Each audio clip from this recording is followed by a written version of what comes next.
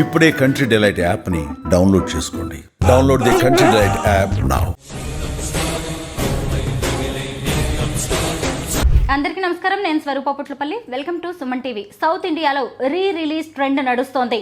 సరిగ్గా 2 దశాబ్దాల క్రితం 2006లో రిలీజ్ అయి బంపర్ హిట్ కొట్టిన చిరంజీవి సినిమా స్టాలిన్ ఆగస్టు 22న ఆయన పుట్టినరోజు సందర్భంగా రిలీజ్ అవుతుంది. దీని మీద ప్రేక్షకుల్లో అంచనాలు భారీగానే ఉన్నాయి. ప్రస్తుతం నాతో పాటు ఉన్నారు సీనియర్ అనలిస్ట్ చందు శ్రీనివాస్ గారు. ఆయనతో మాట్లాడదాం.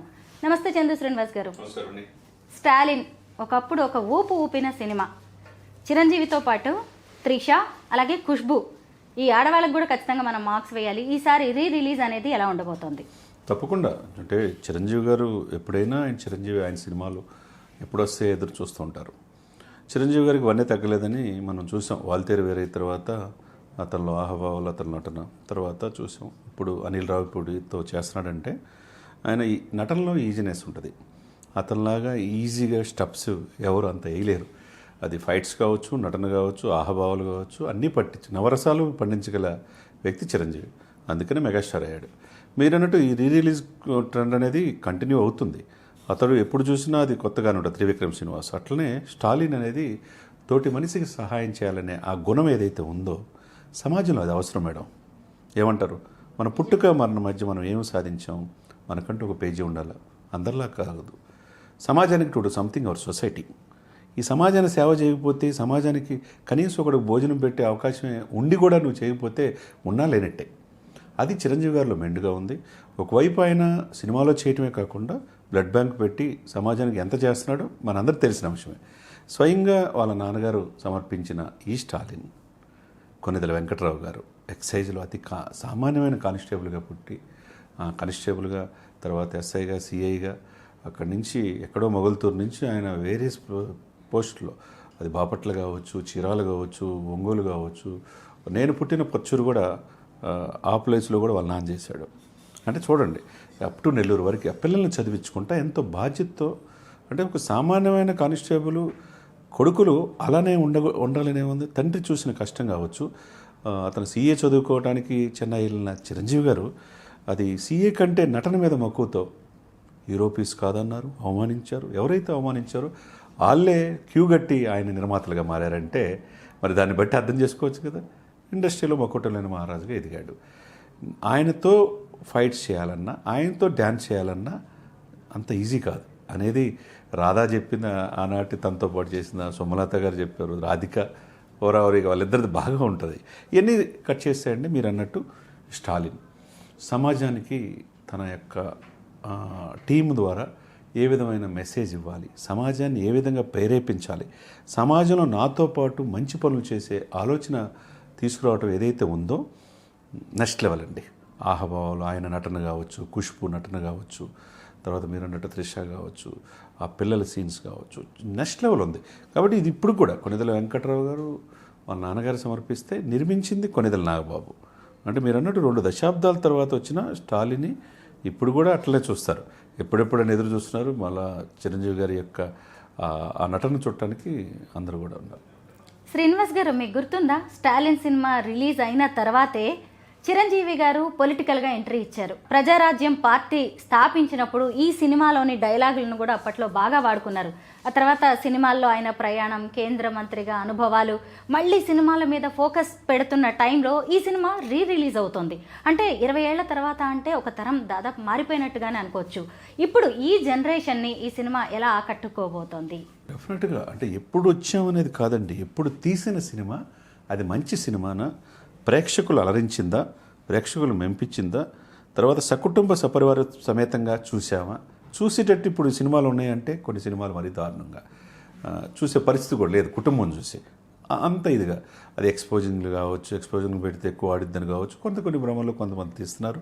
ఆ రకంగా వెళ్ళే కొన్ని ఉంటాయి. ఇప్పుడు బ్యాడ్ బాయ్స్ అని చెప్పేసి కొంతమంది ఉంటారు, రౌడీ బాయ్స్ అంటారు, లేకపోతే ఆర్మీ అని అంటారు. ఒక్కొక్క రకంగా ఒక్కొక్క హీరో ఒక్కొక్కరిని ఆ విధంగా తయారు చేసుకుంటారు ఫ్యాన్ బేస్ని. కానీ సినిమా అంటే ఏంటి, ఒక ఎంటర్టైన్మెంట్ సాధనం.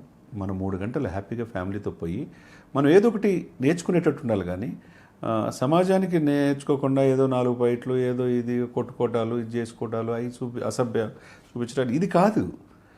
సమాజంలో ఎప్పుడైనా ఇప్పుడు మీరు 2 దశాబ్దాలు అన్నారు, 2 దశాబ్దాల తర్వాత కూడా స్టాలిన్ గురించి మనం చెప్పుకుంటున్నామంటే ఆ సినిమాలో విషయం ఉంది కదా.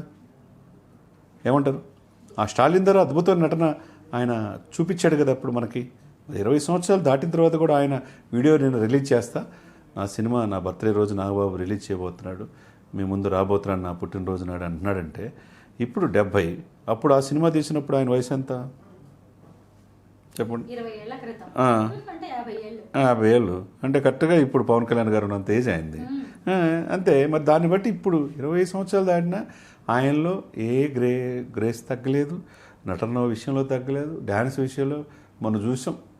ఒక ఛానల్కి సంబంధించిన 30 ఇయర్స్ దానికి వెళ్ళినప్పుడు ఆ డ్యాన్స్ ఆహ్వాలు చూస్తే అవతల బిత్తరపోయారు.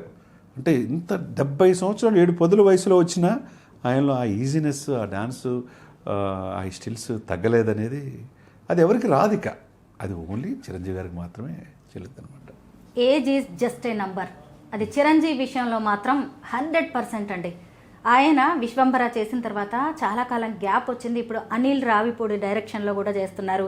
ఆ సినిమా ఎలా ఉండే అవకాశం ఉంది? ఎందుకంటే ప్రేక్షకులు విపరీతంగా ఎదురు చూస్తున్నారు చిరంజీవి సినిమా కోసం. చిరంజీవి గారికి దాదాపుగా చాలా కాలం తర్వాత కొన్ని 1-2 సినిమాల్లో ఫెయిల్ అయిన తర్వాత ఈ చిరంజీవి గారిని ఏది చూసుకోవాలో ఒక అభిమానిగా బాబీ నాకు ఒక కజిన్ అవుతాడు గుంటూరులో. అతను చిరంజీవి గారి కాంపౌండ్లో ఎవరొకరితో చేసి ఈ లైఫ్కి చాలన్నా అనేవాడు. ఆయన వాళ్ళ కాంపౌండ్లో ఎవరొకరితో సినిమా చేసి చచ్చిపోతే చాలు అనేవాడు.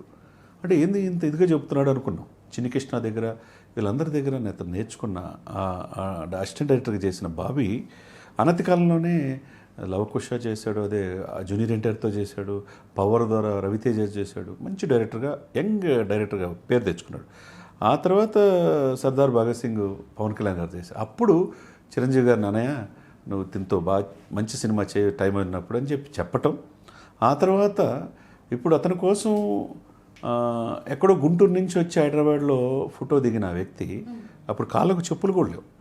అంత అభిమానించే వ్యక్తి, చిరంజీవి గారిని చూసి పెరిగిన వ్యక్తి, వాళ్ళ తండ్రి కూడా చిరంజీవి గారి అభిమాని. అటువంటి బాబీకి కెఎస్ రవీంద్రనాథ్ ఈ రోజున వాల్తేరు వేరయ్య ద్వారా చాలా రోజుల తర్వాత చిరంజీవి గారిని ఏం చూడాలనుకున్నారో అభిమానులు చూపించాడు. ఒక అభిమానిగా తీశాడు సినిమా. అది నెక్స్ట్ లెవెల్. 200 రోజులు ఆడింది సినిమాలో. ఆయన ఆహభావాలు, ఆయన అలరించడం, డ్యాన్సులు అన్నీ చూసాం మనం.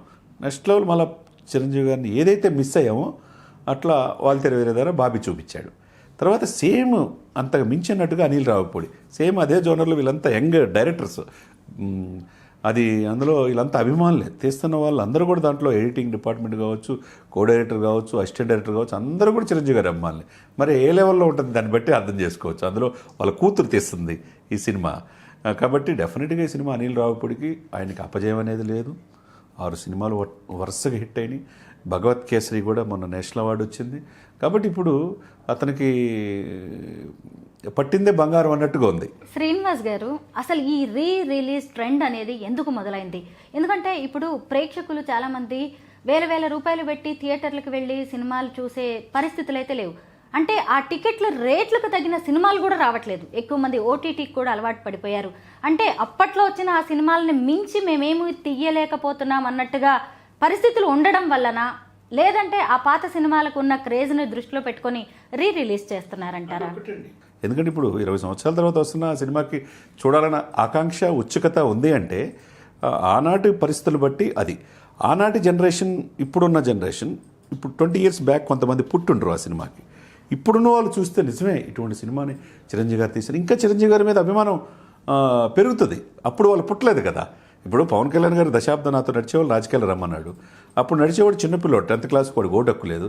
ఆయన దశాబ్దం నడిచినవాడు ఓటక్కు వచ్చేసింది. ఓటక్కు వచ్చి ఆయన అఖండంగా ఆయన గెలిపించుకున్నారు. అట్లనే ఉంటుంది. అభిమానం అనేది ఫిక్స్ చేసుకుంటారు మేడం. అది చనిపోయేదాకా పోదది. అది అట్లా కనెక్ట్ అయిపోద్ది. ఈయనకి లక్కీ ఏంటంటే బ్లడ్ బ్యాంక్ ద్వారా ఒక సేవ చేయటం, లేకపోతే ఐ బ్యాంక్ ద్వారా ప్రతిదీ కనెక్షన్ అయిపోయింది. ఆ ఎమోషనల్ ప్రతి ఒక్క ఇంట్లో ఒక చిరంజీవి గారి, పవన్ కళ్యాణ్ గారు, రామచంద్ర తెలియని వాళ్ళు ఉండరంటే అతిశయోక్తి కాదనమాట.